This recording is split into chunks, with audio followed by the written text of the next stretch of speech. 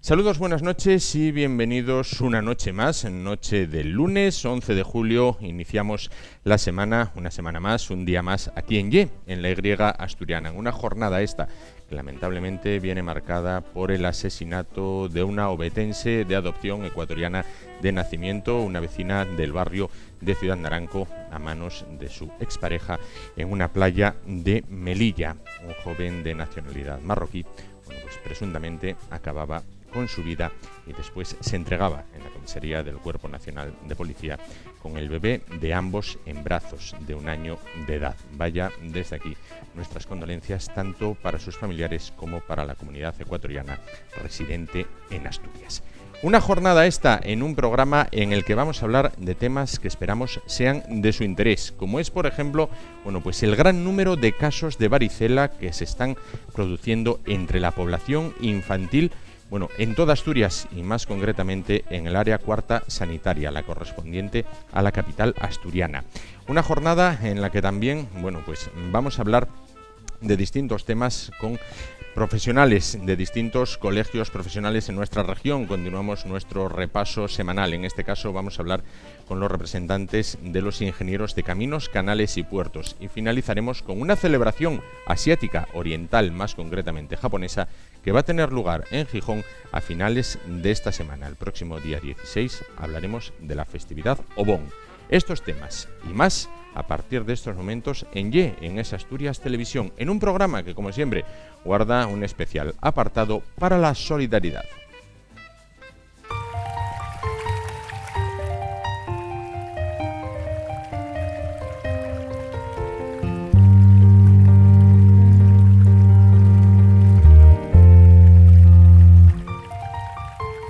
En el corazón de Asturias, Las Caldas Villatermal.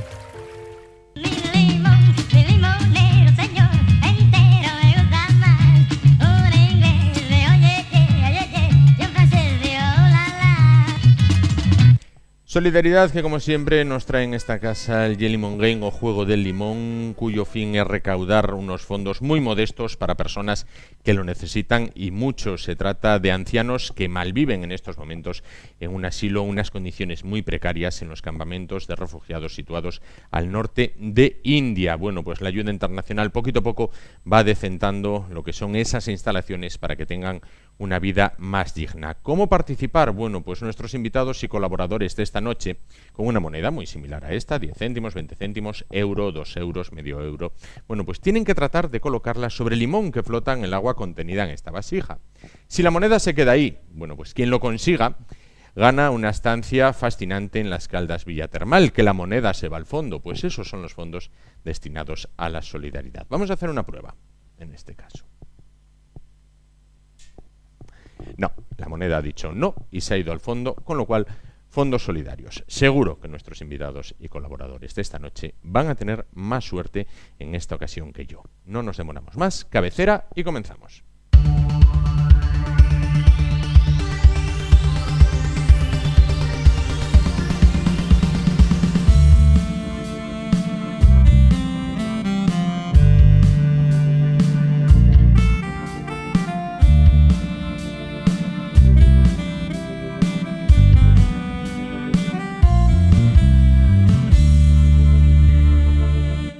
Asturias vive durante los últimos días, durante las últimas semanas, lo que parece una oleada de varicela. Una oleada que afecta mayoritariamente a los más pequeños de la casa, si bien hay adultos que no la pasaron de pequeños que también la pueden sufrir. Para hablar de todo ello, qué es la varicela, cómo se trata, cómo se previene, cómo se combate, se encuentra esta noche con nosotros Porfirio Fernández, pediatra. ¿Qué tal? Buenas noches. Hola, buenas noches. ¿Cómo estás? ¿Qué es la varicela? Es una enfermedad de las llamadas exantemáticas de la infancia, que está producida por un virus que se llama el virus de la varicela zoster. Claro. ¿Cómo se produce y cómo se manifiesta? Clásicamente o típicamente se suele manifestar, aparte de por otros síntomas que son, digamos, menos característicos de esta enfermedad en concreto, como puede ser un cuadro gripal, con fiebre, con dolor de cabeza, con molestias musculares. Lo típico de la varicela es la erupción el exantema. Es un exantema que empieza con unas papulitas, con unos granos. Esos granos después dan lugar a unas vesículas, a veces a unas ampollas. Esto dura unos días y al final acaba secando, acaba produciéndose una costra. Sí. La distribución suele ser lo que llamamos centrífuga. Empieza por las partes centrales del cuerpo y se va distribuyendo, va creciendo hacia la periferia. Y aparecen a lo largo del proceso lo que llamamos el signo del cielo estrellado, que son lesiones en diferentes estadios. Aparecen pápulas, aparecen máculas, aparecen vesículas, incluso al final van a aparecer algunas vesículas y costras. Claro. ¿Es muy contagiosa? Es extremadamente contagiosa, hasta el punto que si en una unidad familiar un miembro de la familia adquiere la varicela, hay una probabilidad del 90 y bastantes % de que todos aquellos que sean susceptibles de adquirir la enfermedad, de coger la enfermedad, pues la cojan. O sea que sí, es muy, muy, muy contagiosa. Claro, con lo cual no quiero decir nada si, por ejemplo, un colegio, un crío la coge, los demás sí van detrás en cadena, ¿no? Evidentemente, en un colegio, en una guardería, donde más fácil es de contagiar con las personas que están con uno es en el entorno familiar, eso siempre. Claro. Después, evidentemente, en colectivos cerrados, como puede ser eso, un colegio, una guardería, una clase. Claro, por otra parte, bueno, ¿cómo tratarla? A ver, el tratamiento suele ser bastante básico. En primer lugar, tenemos que dar, si tenemos fiebre, pues tratar la fiebre con paracetamol, con ibuprofeno. Si tenemos picor, dar un antihistamínico, vía oral, pues hidroxicina, bueno, los antihistamínicos, a ver, por decir algún nombre comercial, pero como son tan antiguos, sí. Polaramine, Atarás, que a todos nos suenan, sí. Bueno, pues un antihistamínico si tienes picor, si tienes prurito. No hay que echar antihistamínicos tópicos, porque esos aumentan la sensibilización. El Fenergan y todos estos antihistamínicos no es recomendable. Y a nivel tópico pues se puede echar pues igual talco líquido, sí. Pues con eso es suficiente. Y después pues básicamente eso, no hay que hacer nada más. En la mayor parte de los casos va a durar pues igual una semanita y va a transcurrir sin complicaciones, y también únicamente decir que no se puede utilizar aspirina. Entonces, sabiendo que no se puede utilizar aspirina, que el tratamiento es sintomático y que en la mayor parte de los casos pues cursa sin complicaciones, pues bueno, con esto de entrada es suficiente. Claro, vamos a ver unas imágenes a continuación, bueno, de lo que es la varicela. Quería preguntarle también, para tranquilidad entonces de las mamás, de los papás, ¿no es peligrosa? En la mayor parte de los casos no, en la inmensa mayor parte de los casos no. Es peligrosa, o vamos a ver, puede dar complicaciones en una serie de colectivos con mayor frecuencia. En esos casos sí que es más preocupante. ¿Qué colectivos son estos? Pues son niños muy pequeñitos, de menos de 3 meses o sobre todo de menos de 1 mes de vida. Sí. Cuanto mayor, peor. O sea, a partir de los 14-16 años, la enfermedad es bueno, podemos decir más peligrosa, produce complicaciones con más intensidad. Y después, sobre todo, en aquellas personas que tienen la inmunidad deprimida, personas con cáncer, personas que tienen algún tipo de inmunodeficiencia, claro. Personas que están con tratamientos con corticoides, personas que están con tratamientos con inmunosupresores. En esos casos sí puede ser mucho más agresiva. Claro. Por otra parte, parece que cuando se produce un caso en una casa, tal y como usted decía, bueno, pues prácticamente se va a propagar a todos los que sean, bueno, susceptibles de ser contagiados en esa casa.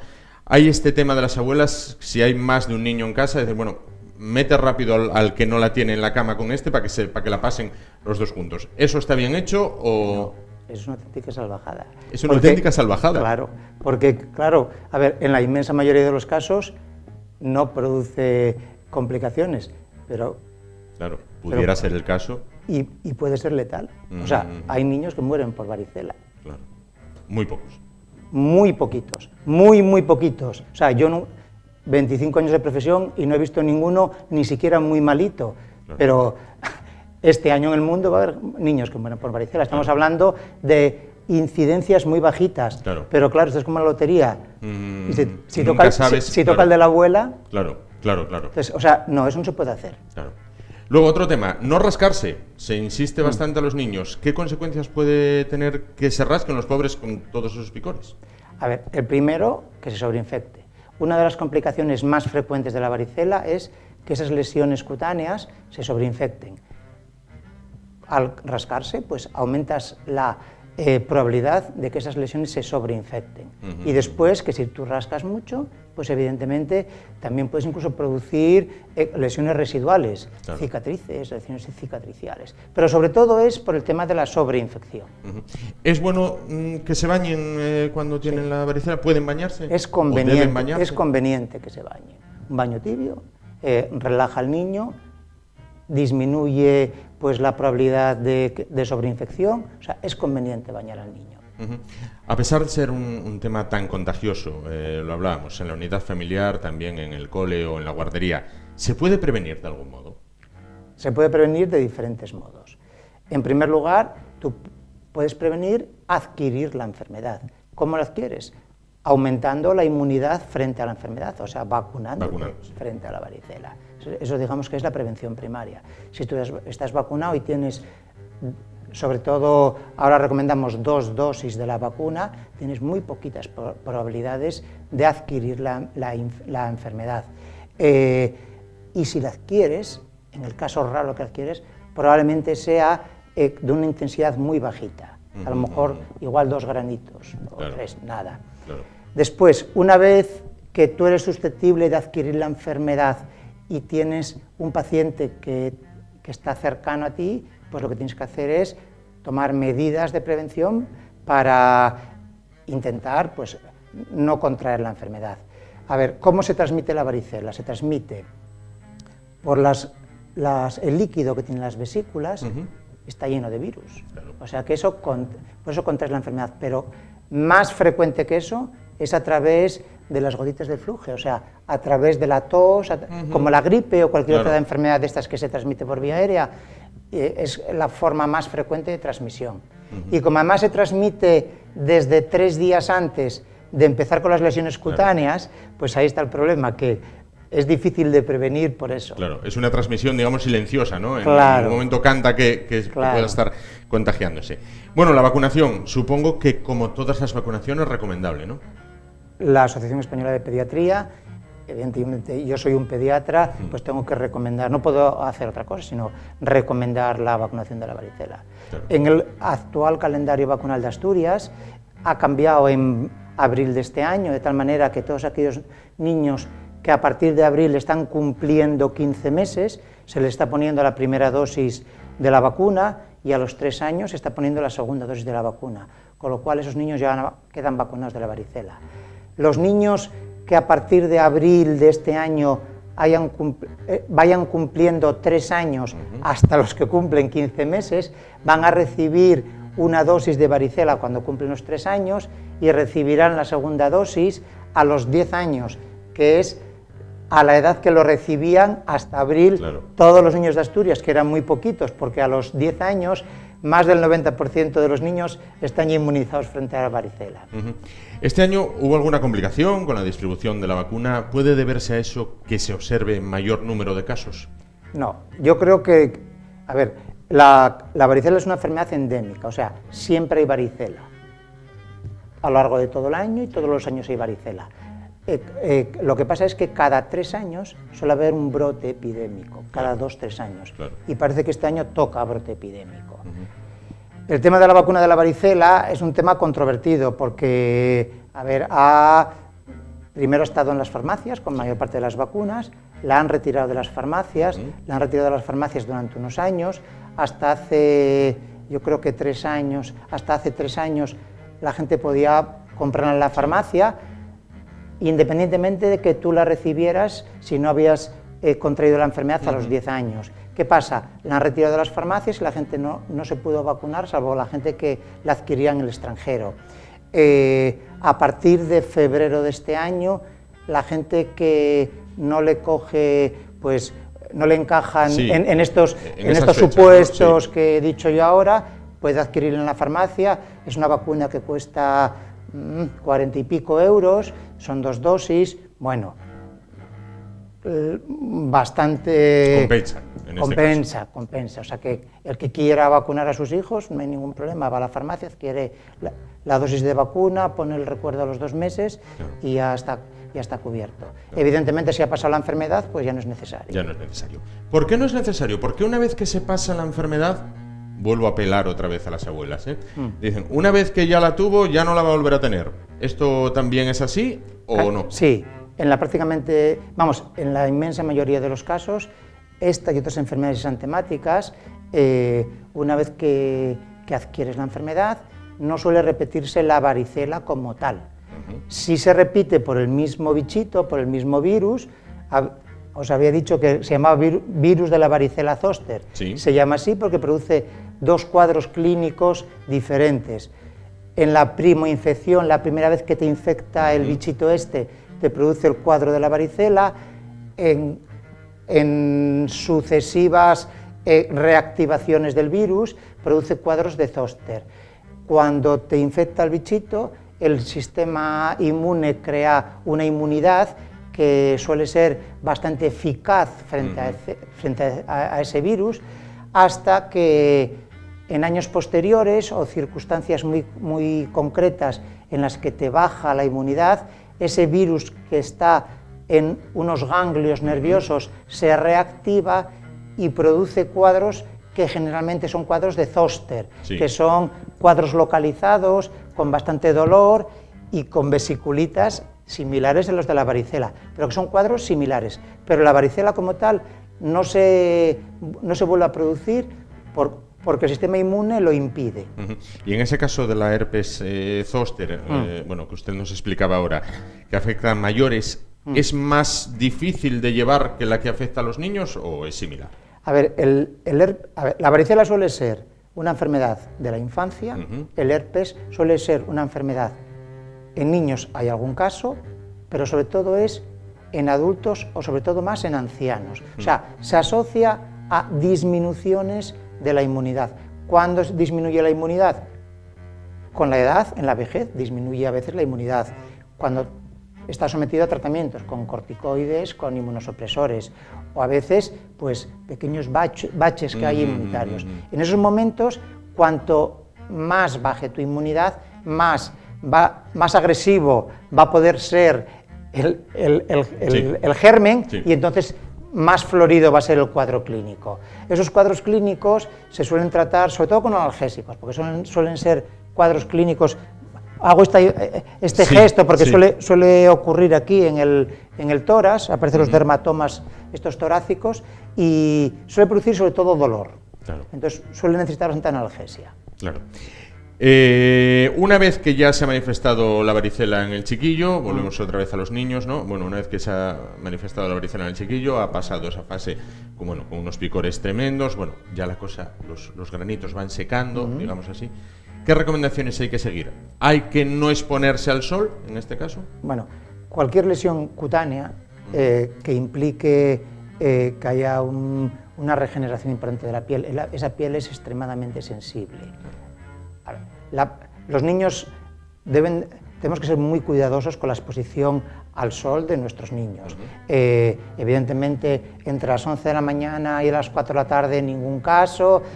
Después fotoprotección con filtro físico intensa, pero si tú además tienes lesiones cutáneas, esta u otra, que implique una regeneración importante de la piel, esa piel es extremadamente sensible al sol, con lo cual tenemos que ser mucho más agresivos en el tema de la fotoprotección solar. Claro. Bueno, para recapitular, entonces, antes de finalizar con otros temas, si se manifiesta la varicela en el pequeño que haya en cada casa, no alarmarse, en el 99,99999 de los casos no es un tema muy peligroso, bien, y seguir ese tratamiento que nos decía, ¿no? Sí, esas normas básicas, pues que es un tratamiento sintomático. A veces lo pasan mal, lo van a pasar mal, sobre todo esos grupos de riesgo que os había dicho al principio, en edades extremas, en pacientes con la inmunidad por una serie de procesos que esté deprimida. En la inmensa mayoría de los casos lo pasan mal, una semanita, hay que estar aislado porque como somos muy contagiosos, tenemos que tener al pequeño o al mayor, pues tiene que estar en el domicilio, no puede andar saliendo, hasta que no tengamos las lesiones en fase de costra. Y esto suele ocurrir cuando el cuadro exantemático tiene en torno a 6-7 días. Entonces ya dejamos de ser contagiosos, claro, y ya podemos salir y hacer una vida normal. Esa piel, pues tendremos que hidratarla, tenemos que ser cuidadosos con ella, tenemos que pues echar la protección solar adecuada, pero nada más. Claro. Bueno, estamos en verano. ¿Hay alguna enfermedad que sea más común o más proclive a que los pequeños de cada casa la puedan pillar, estos que lo pillan todo, ahora en verano, o es como el resto del año? Bueno, la varicela no es típica del verano. Lo que pasa es que como tenemos un tiempo muy primaveral, ella sí que es primaveral, con lo cual probablemente esté influyendo bastante el clima que estamos, el tiempo que estamos teniendo. A ver, lo típico del verano en pediatría son las gastroenteritis, las diarreas, los vómitos. Eso es lo típico del verano. Vemos menos fiebres, vemos menos enfermedades respiratorias, vemos más gastroenteritis.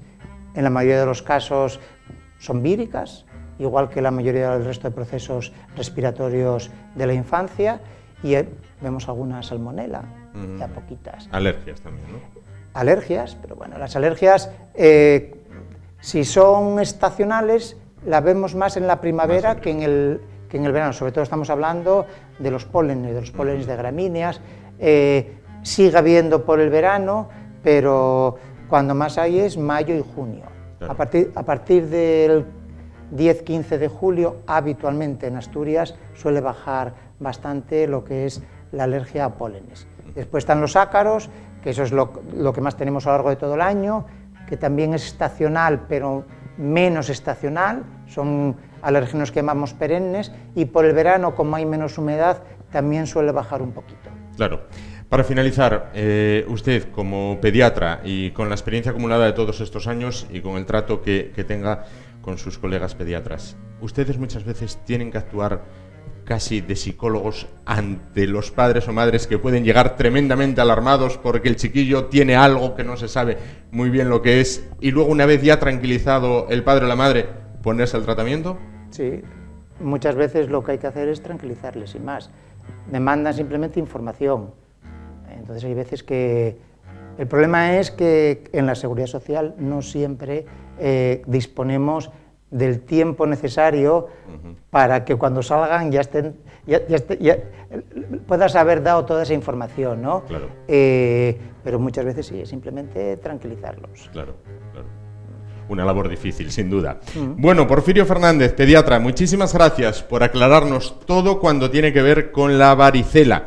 Le invitamos a ser solidario con un proyecto que lo merece. Vamos a ver la pericia de Porfirio Fernández, pediatra, a la hora de jugar al juego del limón. Vamos adelante.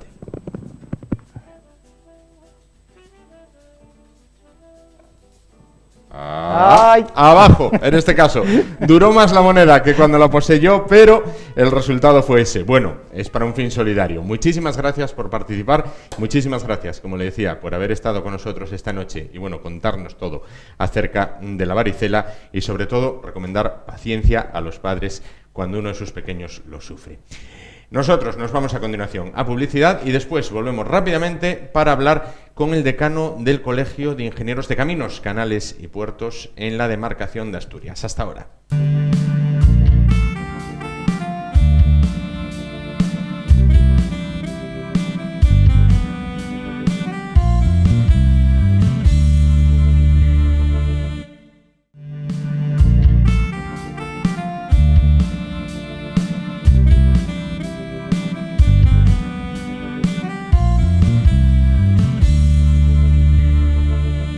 Continuamos y lo hacemos con nuestro recorrido semanal habitual por los distintos colegios profesionales de Asturias, ubicados en Asturias. Vamos a hablar esta semana, en la jornada de hoy, con el decano del Colegio de Ingenieros de Caminos, Canales y Puertos, en lo que corresponde a la demarcación de Asturias, José Manuel Llavona. ¿Qué tal? Buenas noches. Buenas noches.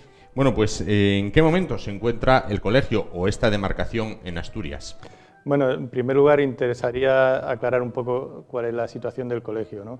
El Colegio de Ingenieros de Caminos, Canales y Puertos tiene la singularidad de que es un colegio que se extiende en todo el Estado, está en todo el territorio español y se distribuye después en demarcaciones. Es una especie de espejo de lo que sería el Estado de las autonomías.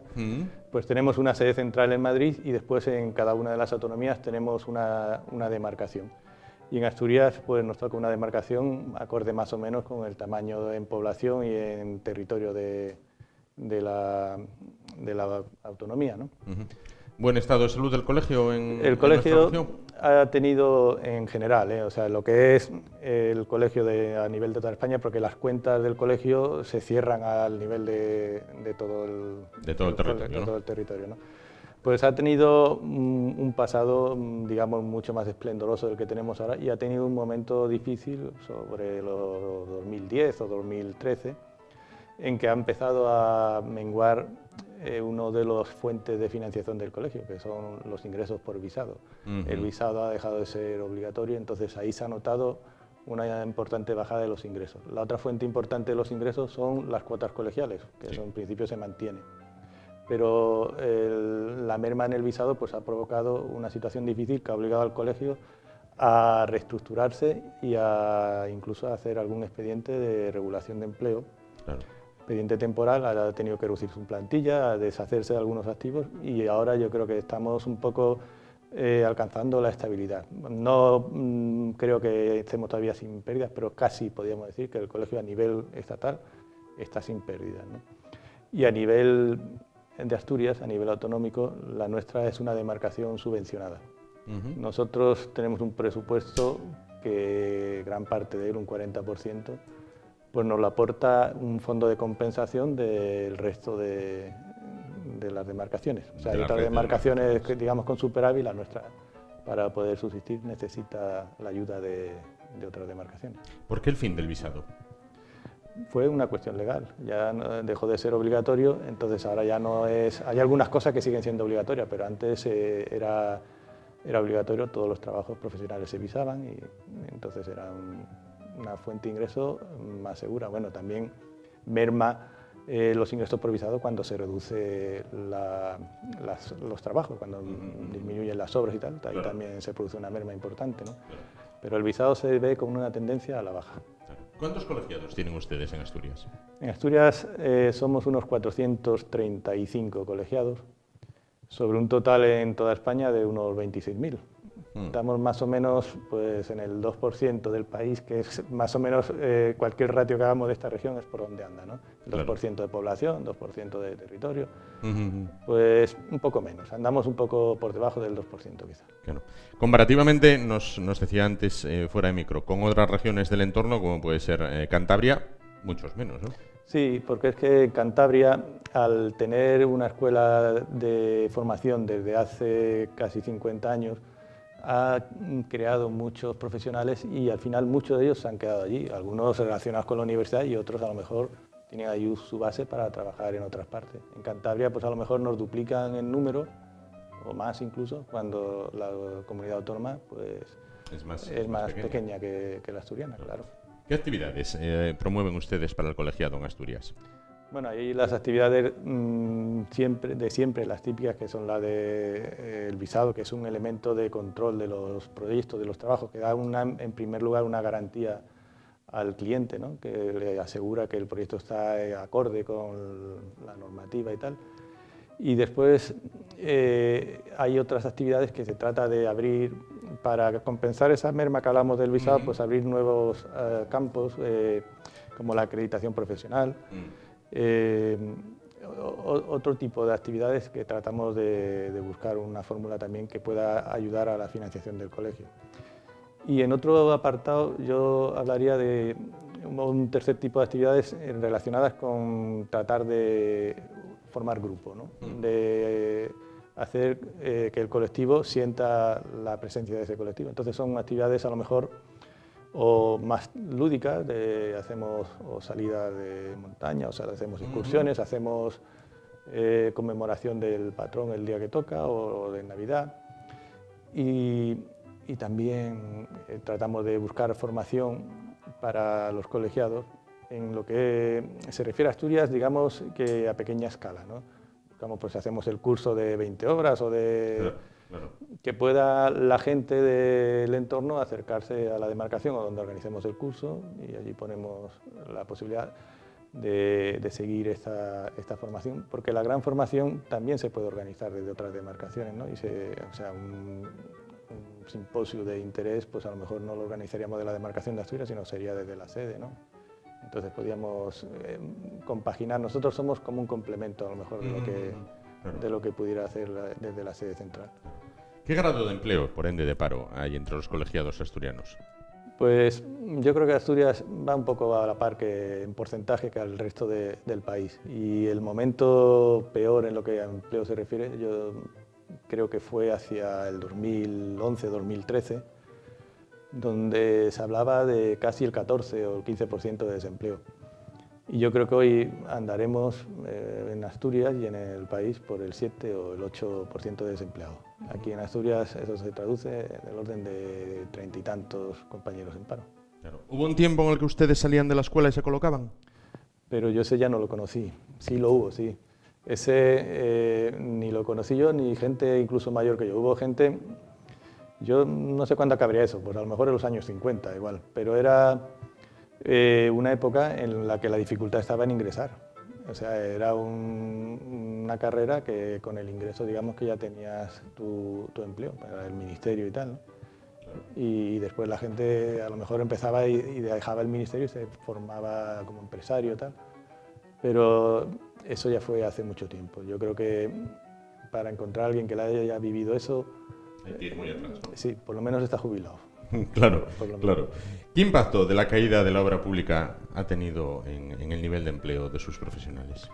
Pues yo creo que si hablamos en ratios porcentuales es un poco lo que hablábamos antes. Aquí hemos vivido siempre en un entorno de desempleo muy bajo, yo creo que a lo mejor del 5 tal, y la crisis y la caída de la obra pública de estos últimos años nos ha llevado hasta lo que hablábamos antes, el 14 o el 15%, aunque creo que la cosa se va recuperando.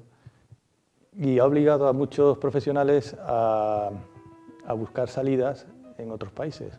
En otros países y en otros ámbitos. ¿En qué ámbitos es a los que se han derivado los ingenieros? Bueno, cuando había mucha obra de infraestructura, pues parece que eso era lo primordial, ¿no? Pero yo creo que ahora el ingeniero tiene que ser más polivalente y empieza a coger protagonismo, yo creo que empresas más de tipo de servicios, ya sea de gestión de agua, de gestión de autopistas, de mantenimiento en general.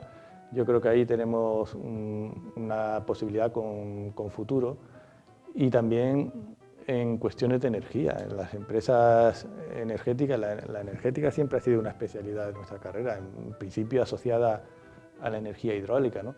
Pero yo creo que ahora la energética es un campo que no debemos de descuidar.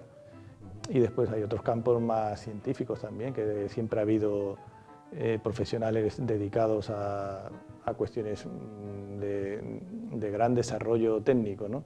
Relacionadas con la universidad, a lo mejor. En Asturias menos, porque en Asturias hasta ahora no hemos tenido una universidad donde se pudiera estudiar en nuestra carrera, ¿no?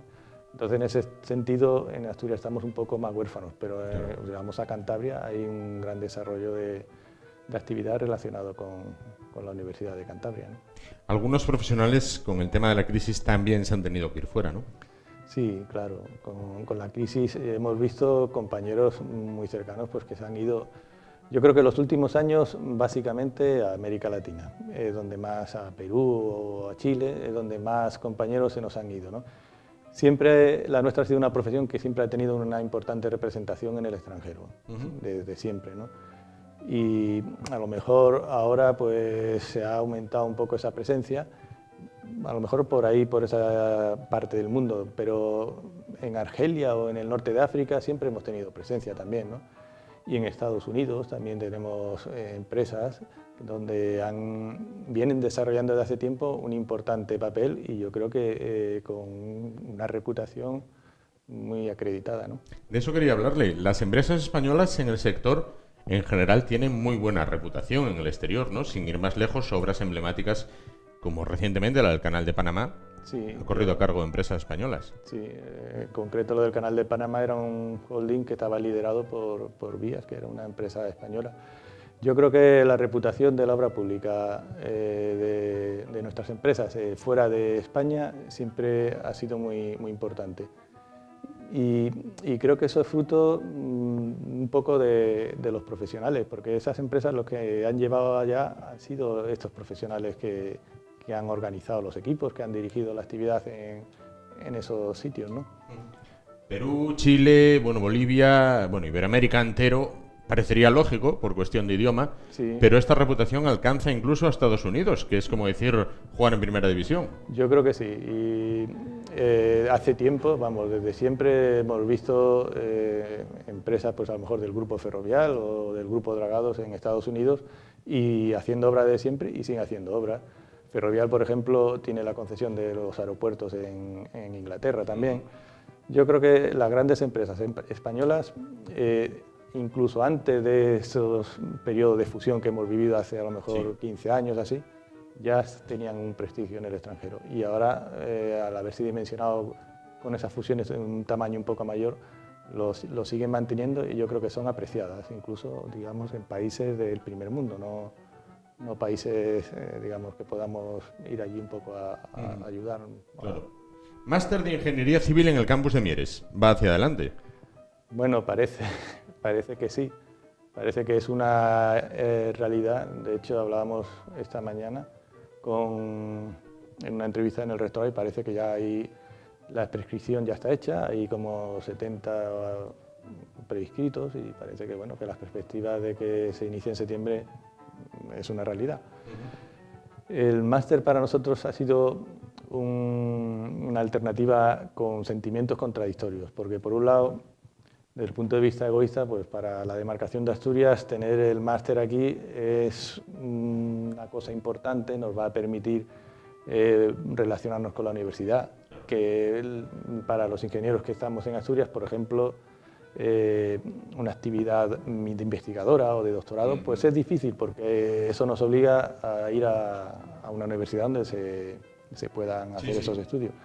Eso, pues seguramente con esta implantación del máster va a cambiar y vamos a tener posiblemente más colegiados, vamos a hacer una demarcación mayor y a lo mejor hasta igual dejan de subvencionarnos, no lo sé, claro. Es difícil, claro. ¿No? Pero si lo miramos desde un punto de vista del interés general de la profesión, pues a lo mejor la proliferación de escuelas nos lleva a formar quizás muchos profesionales, aunque eso por encima de que se formen muchos o pocos estará la libertad de que cada uno pueda escoger lo que quiere estudiar, ¿no? Pero la preocupación yo creo que en el colegio en general es que tantas escuelas puedan mermar el nivel de excelencia de esta carrera. ¿Usted está en activo actualmente? Sí, sí. ¿Cuántas escuelas había cuando usted comenzó a estudiar? Cuando yo comencé a estudiar había 4. ¿Cuántas hay ahora? Ahora, el año pasado creo que había 12, pero ahora ya tenemos 18. O sea, si contamos Mieres, si contamos 2 que se abren en Andalucía, ha habido una proliferación muy rápida en los últimos años, ¿no? Que a lo mejor en cuestión de estudiantes tampoco es tanto, lo que pasa es que hay un reparto de estudiantes, pues si antes iban todos a Madrid, pues ahora iremos quitando un poco de cada lado.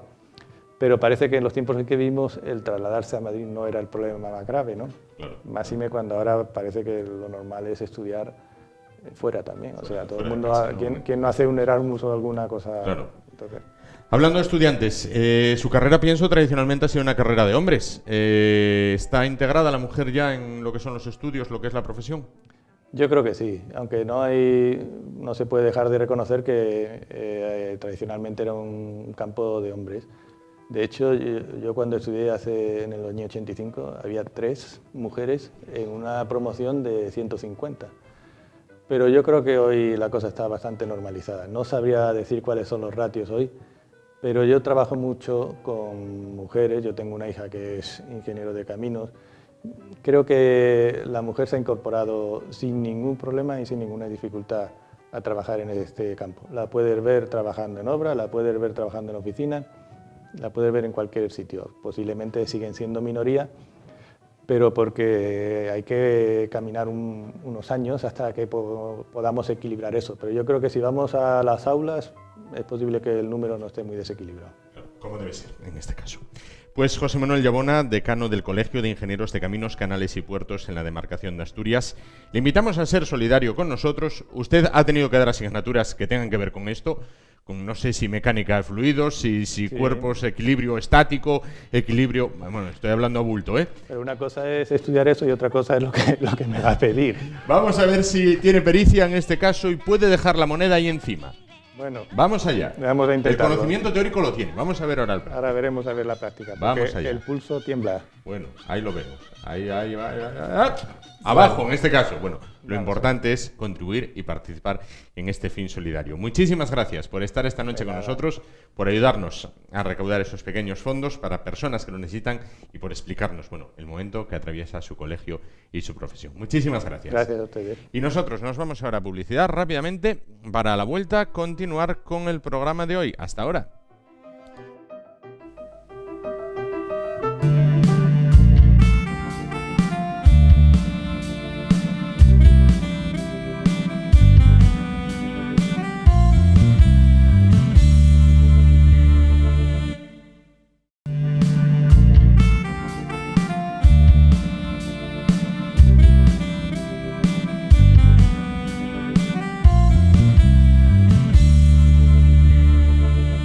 Continuamos y lo hacemos, bueno, pues solicitando un día más la colaboración de José Manuel Valdés del proyecto mismanoshablan.es para conocer un poquito más de cerca la terminología, el glosario, el vocabulario, en definitiva, que utilizan las personas sordas a la hora de comunicarse. Bueno, pues dentro de la lengua de signos española. En este caso, en lo referido a algo tan básico como los colores. Vale.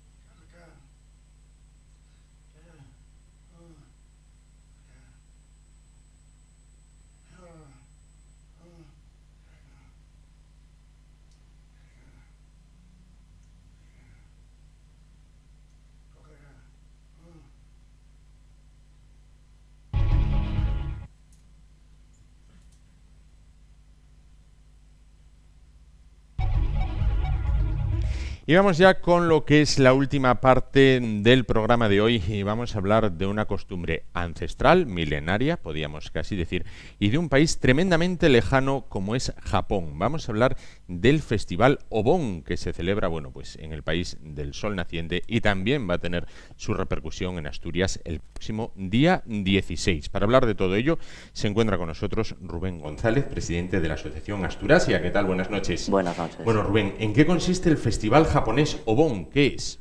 El Obon es una festividad para conmemorar a los muertos y se divide en tres partes. Una de ellas es, como vemos aquí, el farolillo, para lanzarlo por el río, por el mar. Otra parte consiste en bailar alrededor de una torre, una danza típica que se llama Bon Odori. Sí. Odori es bailar y Bon, pues, la festividad. Ajá.